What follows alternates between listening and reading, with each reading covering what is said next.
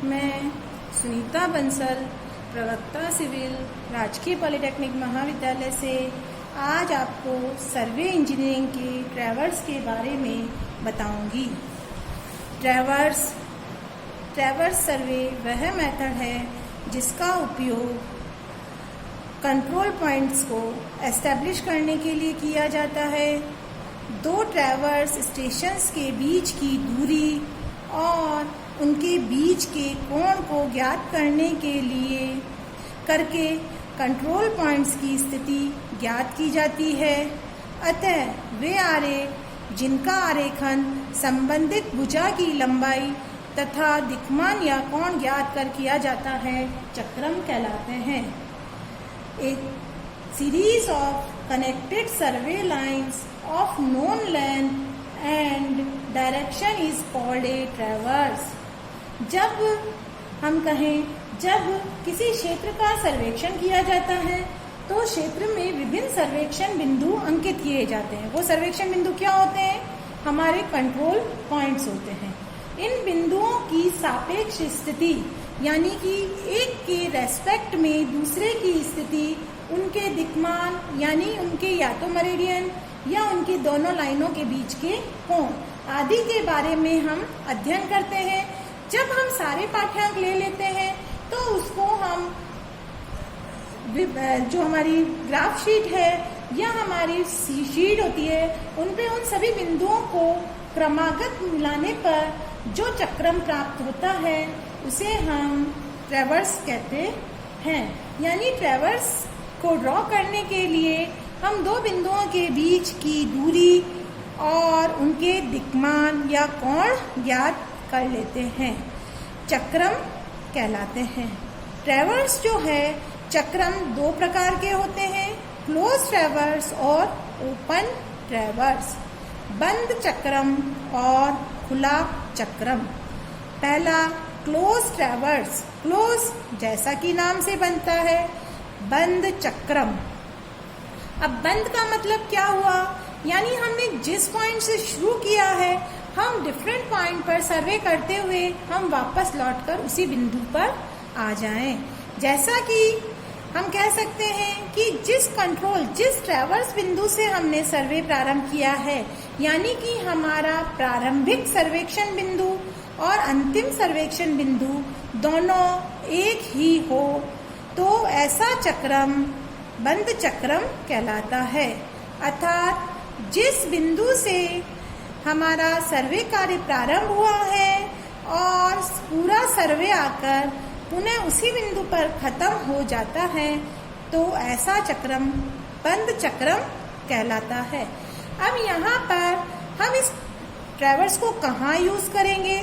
जब कभी भी किसी ऐसे एरिया का हमें सर्वेक्षण करना है, सर्वे करना है जिसकी लंबाई और चौड़ाई दोनों ज्यादा हो तो ऐसे सर्वेक्षण कार्य के लिए हम क्लोज ट्रैवर्स से करना पसंद करेंगे। ऐसे सर्वे कार्य को हम क्लोज ट्रैवर्स से करना पसंद करेंगे। जैसे कि हमें किसी तालाब का, नदी का, खेत का, पार्क का आदि का सर्वे करना है तो हम क्या करेंगे?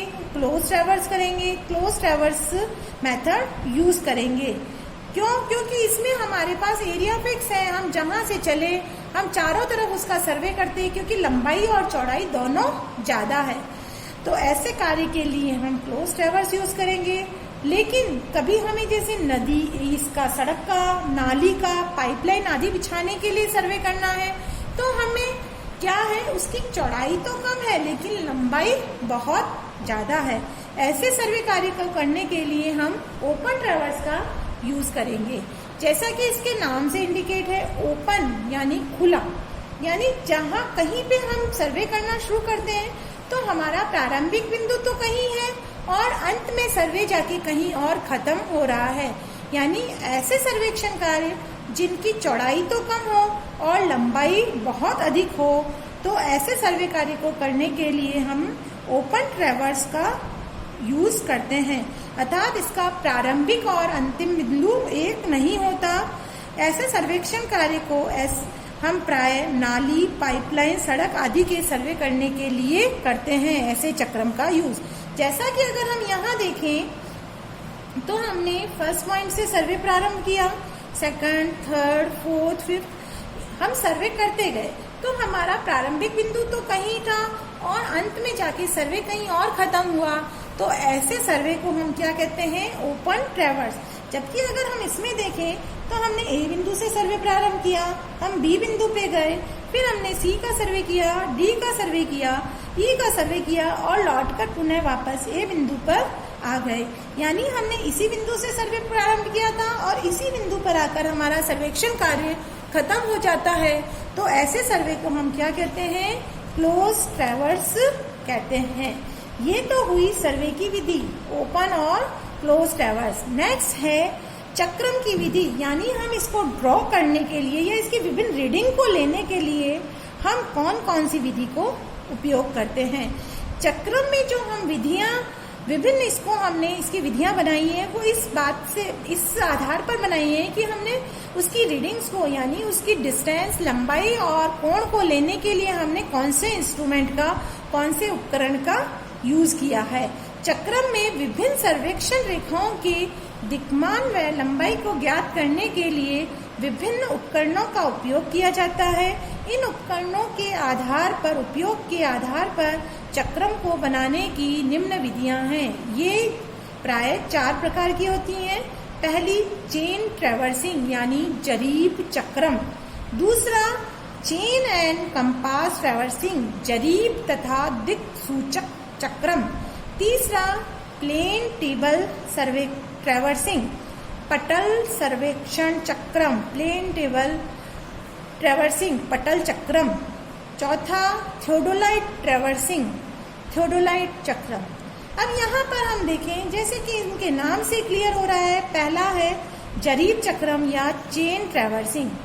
जरीब यानी कि इस विधि के अंदर लंबाई और कोण दोनों को मेजर करने के लिए केवल और केवल चेन और टेप का उपयोग किया जाता है।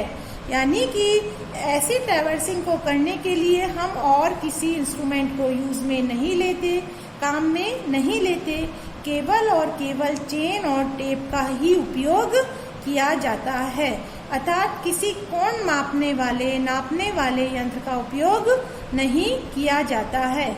इसमें 2 लाइनों के बीच का कोण भी चेन और टेप की सहायता से ही मेजर किया जाता है। जैसा कि अगर हम यहाँ देखें, बी हमारा कोई ट्रैवर्स स्टेशन, कंट्रोल पॉइंट, सर्वे स्टेशन है, ये ए हमारा कंट्रोल पॉइंट है, ये हमारा सी कंट्रोल पॉइंट है। अब हमें बी से ए की लंबाई लेनी है और बी से सी की लंबाई लेनी है। इन लंबाई को तो हम चेन और टेप की सहायता से आसानी से मेजर कर लेंगे, आसानी से नाप लेंगे। लेकिन अब हमें ये कैसे पता चलेगा कि बीए की डायरेक्शन यानी बीए की दिशा कौन सी है और बीसी की दिशा कौन सी है? इस दिशा को फाइंड आउट करने के लिए हम 2 टाई स्टेशन लेते हैं। यहाँ पे स्मॉल ए और स्मॉल सी 2 हमारे टाई स्टेशन हैं। अब हम टेप या चेन की सहायता से बी स्मॉल ए के बीच की लंबाई, बी और स्मॉल सी के बीच की लंबाई को नाप लेते हैं और फिर हम ए और सी दोनों टाई स्टेशन के बीच की दूरी को भी नाप लेते हैं।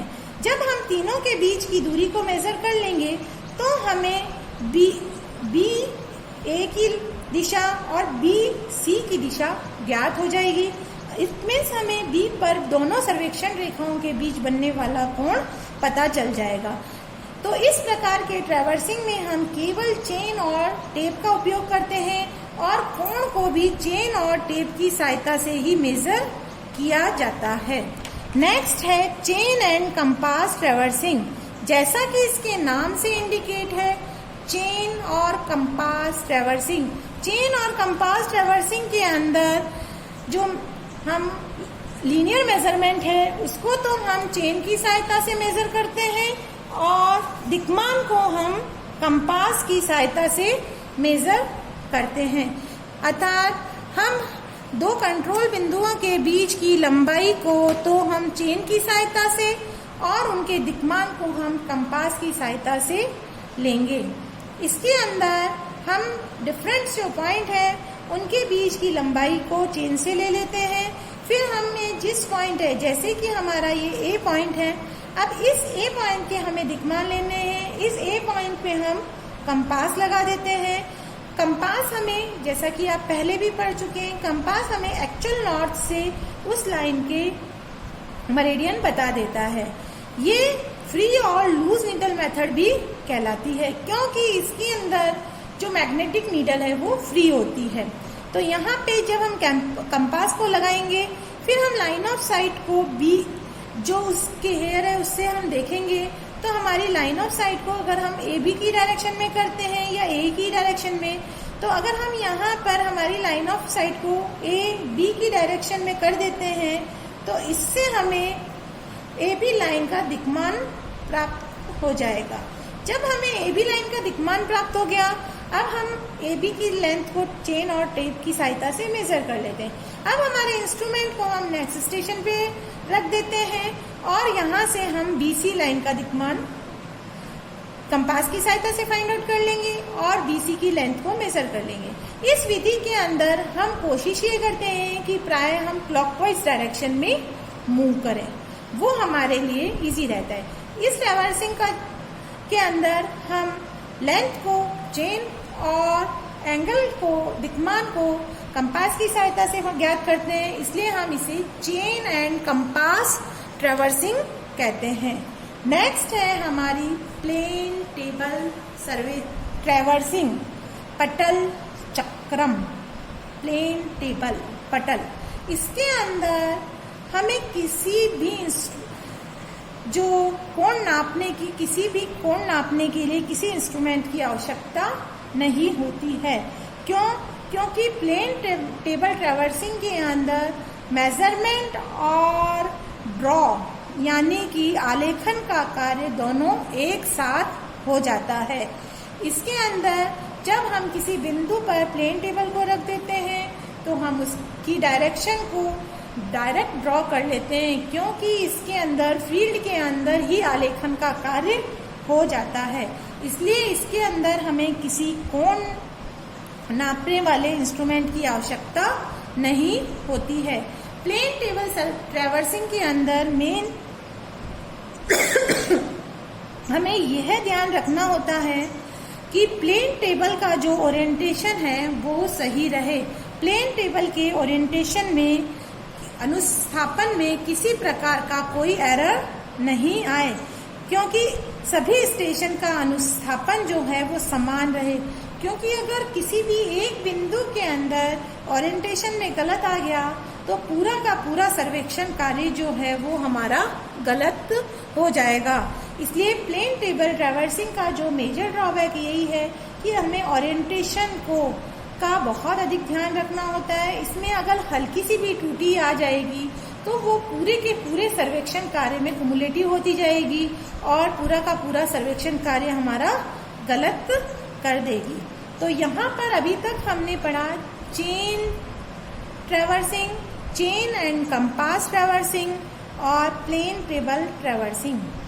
चेन ट्रैवर्सिंग में जैसा कि हमने जाना, केवल और केवल लेंथ और एंगल मेजर करने के लिए या तो हम चेन का यूज करेंगे या टेप का यूज करेंगे। यानी कि चेन ट्रैवर्सिंग के अंदर जरीब चक्रम में पूरी तरह से लीनियर और एंगुलर मेजरमेंट कोण भी यहाँ तक हम चेन और टेप की सहायता से लेते हैं।